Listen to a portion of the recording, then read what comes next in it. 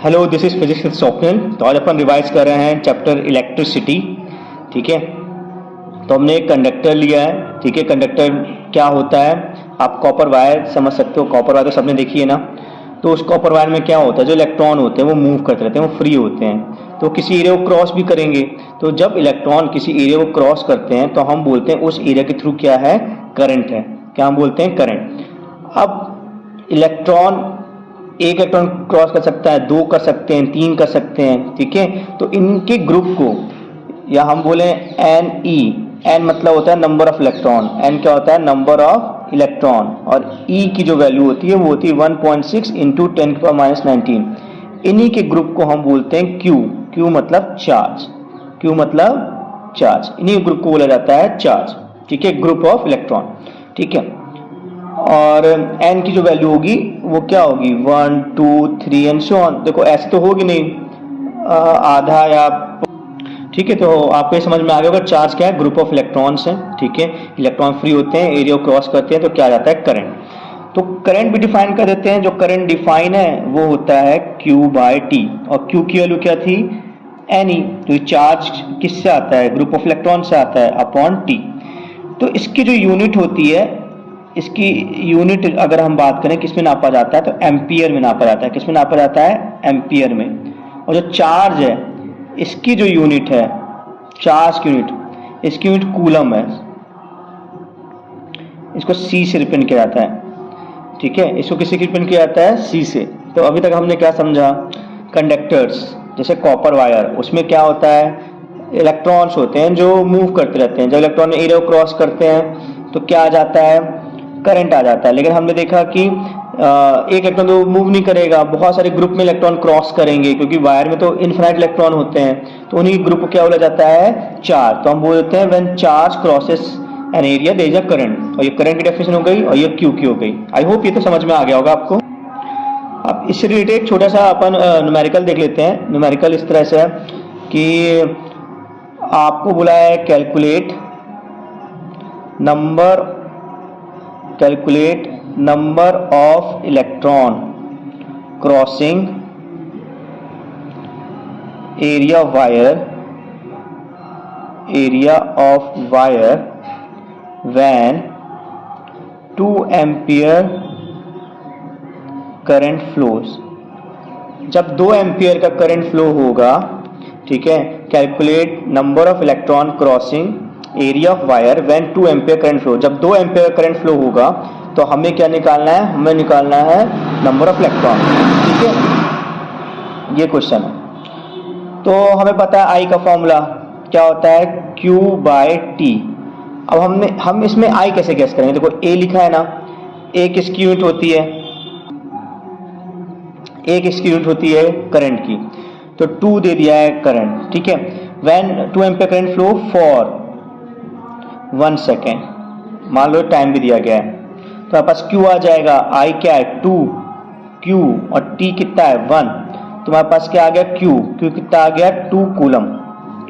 ठीक है, time second में होता है तो हम पहचान गए। अब हमें निकालना नंबर ऑफ इलेक्ट्रॉन, तो हम जानते हैं फॉर्मूला, Q इक्वल टू होता है Ne। अब Q की वैल्यू क्या दी गई है, 2। N हमें निकालना है। और E की वैल्यू क्या होती है, बताया था आपको, याद करो। E की वैल्यू होती है 1.6 इंटू 10⁻19। तो यहां रख देंगे 1.6 इंटू 10⁻19। जब आप इसको सॉल्व करोगे तो आपको क्या आ जाएगा, N आ जाएगा। आई होप ये समझ में आ गया होगा आपको।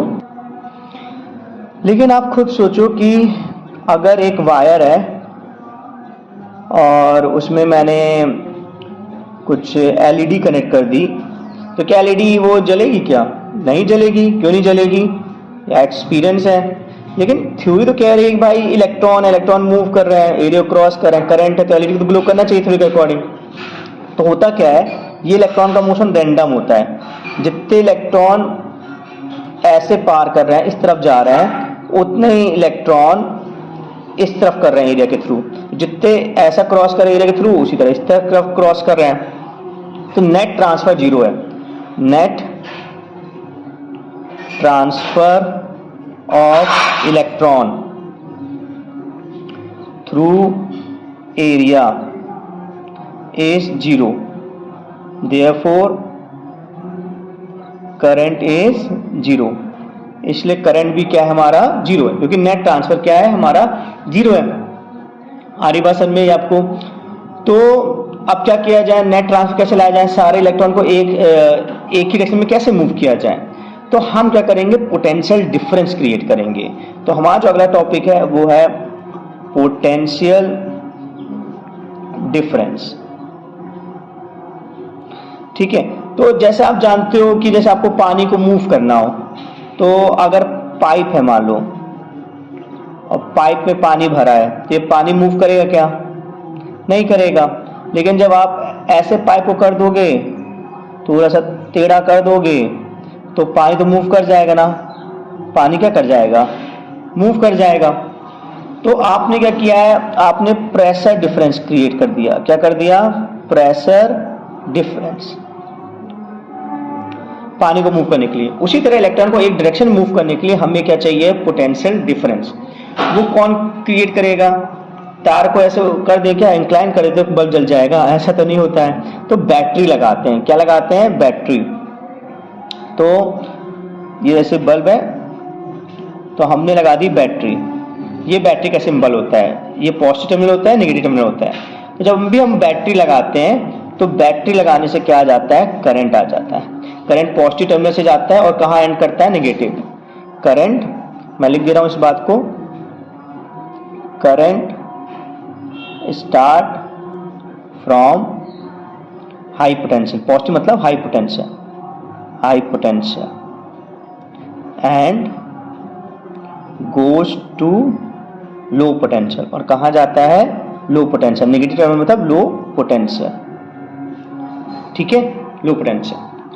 तो ये बात समझ में आई कि बैटरी क्या काम कर रही है? बैटरी इलेक्ट्रॉन को डायरेक्शन दे रही है। बैटरी क्या कर रही है? इलेक्ट्रॉन को डायरेक्शन। जैसे आपके पेरेंट्स आपको डायरेक्शन देते हैं, जैसे आप पढ़ाई नहीं कर रहे हो, भटक रहे हो, एग्जाम आ रहे हैं, तो आपको थप्पड़ पड़ेंगे या कुछ बातें सुनाई देंगी मम्मी पापा से, है ना?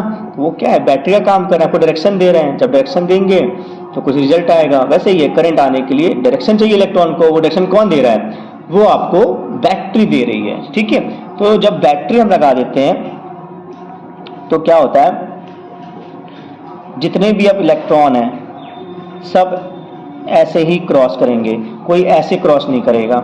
ठीक है, सारे इलेक्ट्रॉन पॉजिटिव की तरफ अट्रैक्ट होंगे। तो बैटरी ने क्या कर दिया? उसको डायरेक्शन दे दिया। लेकिन physics is all about formula. तो हमें फॉर्मूला चाहिए। हमने अभी तक फॉर्मूला देखा था, किसका किसका देखा था हमने फॉर्मूला? चार्ज का। करेक्ट। क्या होता है आपको याद है? चार्ज का फॉर्मूला क्या होता है? Very good, Q equal to NE। फिर देखा था करंट का फॉर्मूला, याद है आपको करंट का फॉर्मूला क्या था? वेरी गुड, करंट होता था Q बाय T, और एक हमने न्यूमेरिकल लिखा था। तो अब इसमें भी क्या होता है कि इसका भी डिफाइन है कि work done in moving +1 coulomb charge from one point two another is known as potential difference। जितना हमें वर्क करना पड़ेगा +1 चार्ज को मूव करने में एक पॉइंट से दूसरे पॉइंट तक, उसको बोलते हैं पोटेंशियल डिफरेंस। देखो, चार्ज अपने से मूव नहीं होने वाला है।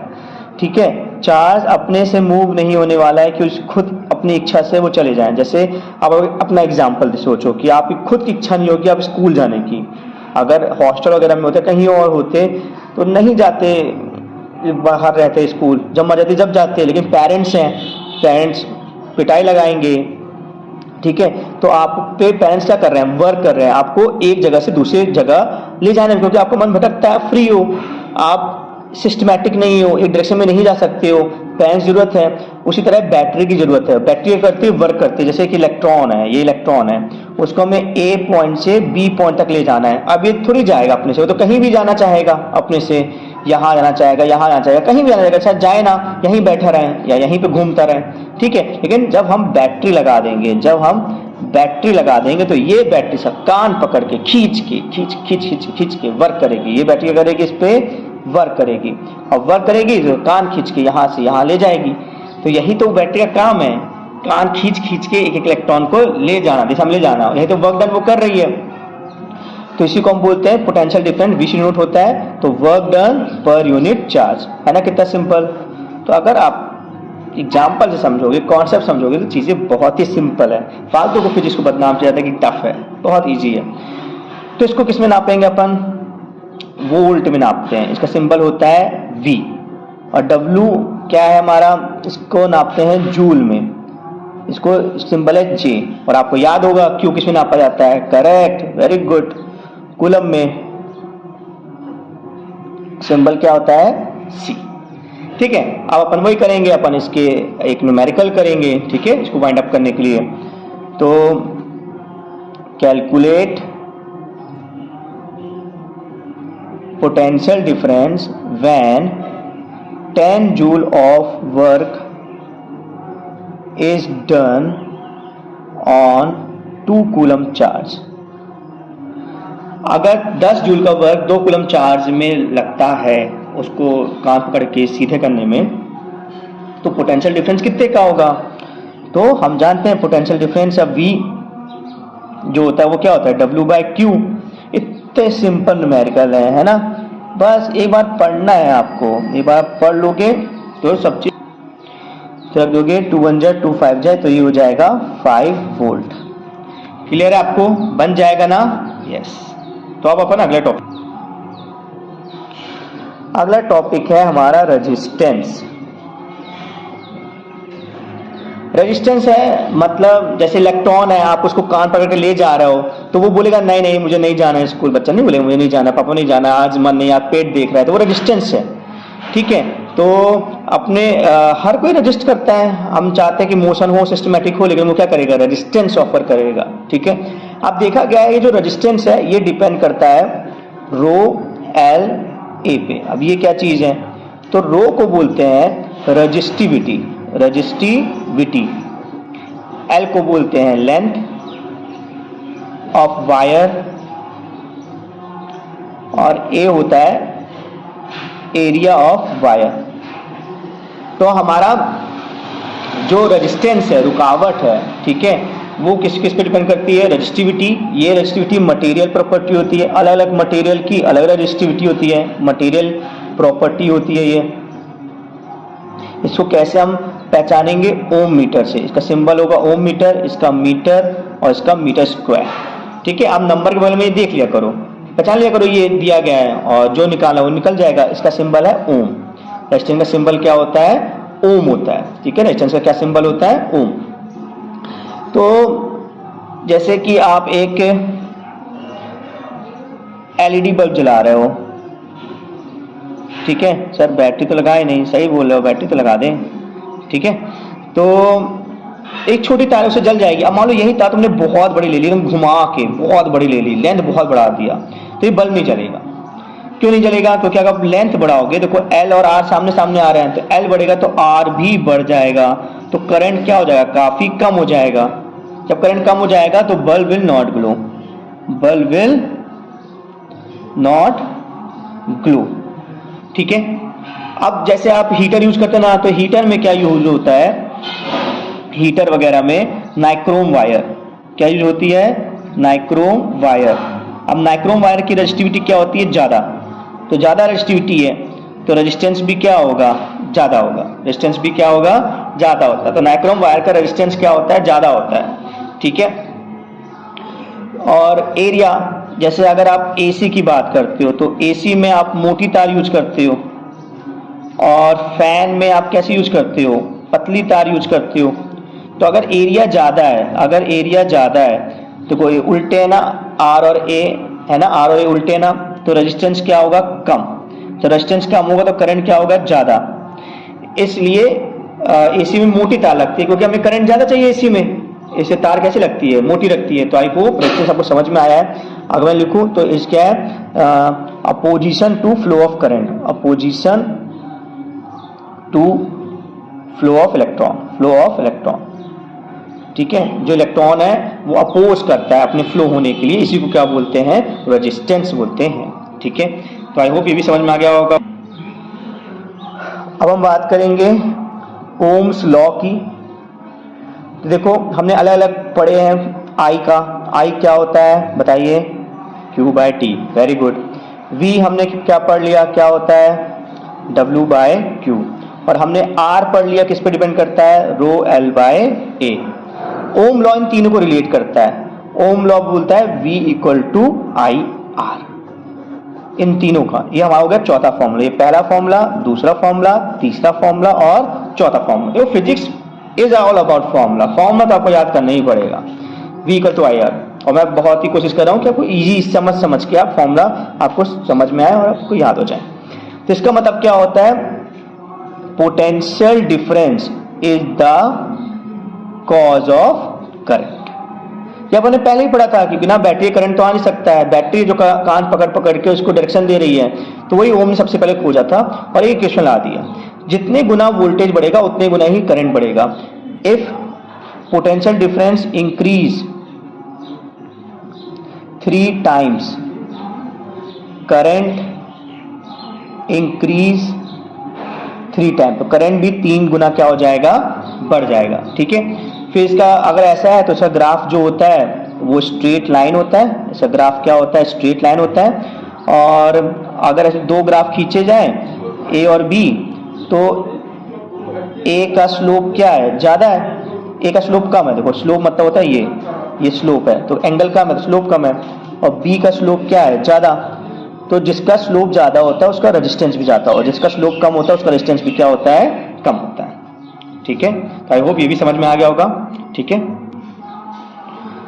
अब हम पढ़ रहे हैं जूल्स लॉ ऑफ हीटिंग। तो जूल्स लॉ ऑफ हीटिंग क्या है कि करंट ब्रिंग हीट, करंट अपने साथ हीट लाता है। आप देखो जैसे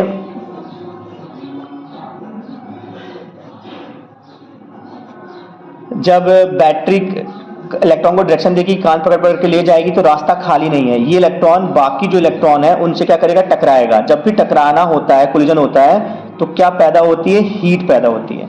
अब हमें इसके अगर फॉर्मूले वर्क करना हो तो हम जानते हैं कि बैटरी को वर्क करना पड़ेगा। वर्क होता है पोटेंशियल डिफरेंस इनटू चार्ज। ठीक है, और हम चार्ज को जो लिख सकते हैं I इंटू टी लिख सकते हैं, करंट इंटू टाइम लिख सकते हैं। ठीक है, तो यही वर्क हमें एनर्जी के रूप में दिखता है, हीट एनर्जी के रूप में। ठीक है, वर्क हमें दिखता है, एनर्जी दिखती है। तो हम जानते हैं कि वायर क्या हो जाती है, गर्म हो जाती है जब भी करंट जाता है। जहां जहां करंट आएगा वहां वहां क्या जाएगी, हीट एनर्जी आ जाएगी। तो इसका फॉर्मूला हो गया VIT। तो ये कौन सा फॉर्मूला हमारा, पांचवा, जहां V क्या है पोटेंशियल डिफरेंस, I क्या है करंट, और T क्या है हमारा टाइम। ठीक है, और इसके अलावा इसमें V को हम IR लिख सकते हैं। तो इसी हीट के और फॉर्मूले होते हैं, एक होता है I² RT और एक होता है V² बाय RT। तो जैसी सिचुएशन होगी वैसे हम ये फॉर्मूले यूज करेंगे। तो पांचवा, छठवां और सातवां। ठीक है, आई होप ये समझ में आपको आ गया। ठीक है, अब पावर देख लेते हैं। तो पावर होता है एनर्जी अपॉन टाइम। ठीक है, पावर नापते हैं वॉट में, एनर्जी हम जानते हैं जूल में नापा जाता है, और टाइम क्या नापा जाता है, सेकंड में। ठीक है, इसकी एक और यूनिट है। ठीक है, किलोवाट, किलोवाट होता है 1000 वाट। अब एक टर्म होता है किलोवाट आवर, तो ये यूनिट है एनर्जी की। ठीक है, इसी 1 किलोवाट आवर को बोलते हैं 1 यूनिट। कभी आए 1 यूनिट क्या है तो क्या लिख दोगे, 1 किलोवाट आवर। ये किसकी यूनिट होती है समझ जाना। ये क्या दिया गया है, एनर्जी दिया गया है। जैसे आपको बिजली का जो बिल आता है, मान लो 5 यूनिट आया, 5 यूनिट बिजली का बिल आया। ठीक है, इलेक्ट्रिसिटी बिल, इलेक्ट्रिसिटी बिल। तो इसका मतलब होगा कितना यूज किया आपने, 5 इंटू 1 यूनिट क्या होता है, किलोवाट आवर। तो 5 किलोवाट आवर आपने यूज किया। अब किलो मतलब क्या होता है, 1000। ठीक है, और आर कितना होता है, 3600 सेकेंड। तो ये जो भी आंसर आ जाएगा 5000 इंटू 3600, ये जूल में आपका एनर्जी आ जाएगा कि इतनी एनर्जी आपने कंज्यूम की, जूल में एनर्जी आ जाएगी। ठीक है, तो पावर जैसे एनर्जी अपॉन टाइम होता है, एनर्जी का फॉर्म हमने पढ़ा है VIT बाय टी। तो टी कैंसिल हो तो क्या आ जाएगा, पावर V इंटू आई। ऐसी और फॉर्मूला क्या आ जाएगा, पावर का V² बाय आर, और तीसरा क्या आ जाएगा I² R। तो ये पावर के फॉर्मूले हो गया। ठीक है, तो आई होप ये समझ में आ गए। अब लास्ट दो फॉर्मूला और मैं बता देता हूँ आप। रेजिस्टेंस को हम इस सिंबल से डिनोट करते हैं। ये सिंबल है रेजिस्टेंस का, सिंबल ऑफ रेजिस्टेंस है। अगर ऐसे लगे हो रेजिस्टेंस R1 R2 बैटरी से, मतलब कोई भी डायरेक्ट बैटरी से कनेक्ट नहीं है, इसका एक एंड तो है लेकिन दूसरा एंड नहीं है, ठीक है, तो इसको बोलते हैं सीरीज। तो सीरीज में इन दो के बदले एक अगर अपन को करना हो, दो का एक करना हो, तो उसको बोलते हैं आर इक्विवेलेंट, और सीरीज में आर इक्विवेलेंट आता है R1 प्लस R2, ये आपको याद करना पड़ेगा। और फिर अगर सारे रेजिस्टेंस डायरेक्ट बैटरी से जुड़े हुए हैं, ये R1 ये R2, तो ये वाला भी देखो बैटरी से जुड़ा हुआ है, ये वाला भी बैटरी जुड़ा हुआ है, इसके बदले हमको एक लगाना हो उसी बैटरी से, उसको ही बोलेंगे आर इक्विवेलेंट। और ये पैरेलल में आपका आता है R1 R2 upon R1 plus R2। तो आप इतने का लगा दोगे तो ये वही काम करेगा जो ये दोनों कर रहे हैं। सो आई होप ये पूरा आपको समझ में आया होगा। Thank you so much.